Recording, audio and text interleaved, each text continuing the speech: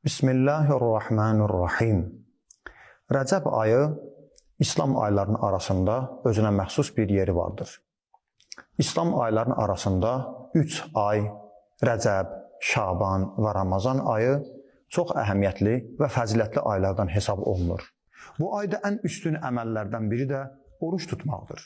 Bu ayda oruç tutmağın fəziləti barəsində Əhl-i Beyt imamlarımızın və Peyğəmbərimizin Allahın salamı olsun onların hamısına buyurduğuna əsasən heç olmasa bu ayda bir gün belə oruç tutmağın fəzilət və üstünlüyü bəyan olunmuşdur. Hədislərin birində İmam Sadiq əleyhissalam bir nəfərdən bu ayda oruç tutduğunu soruşduqda o adam imama yox cavabını verdikdə imam ona baxın necə bir söz deyir. İmam buyurur ki, bu ayda oruç tutmamağınla sənin əldən verdiyin savabın miqdarını Allahdan başqa heç kəs bilmir. Görün imam necə bir təbir işlədir. Bu ayda oruç tutmamaqla sənin əldən verdiklərinin o ölçüsünü ancaq Allah bilir.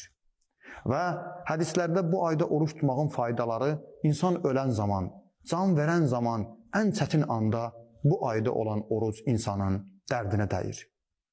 Qəbr evində olduqda, Sirat körpüsündən keçdikdə, qiyamət səhnələrində bu ayda tutduğumuz oruclar bizim xeyrimizə və dadımıza çatacaqdır.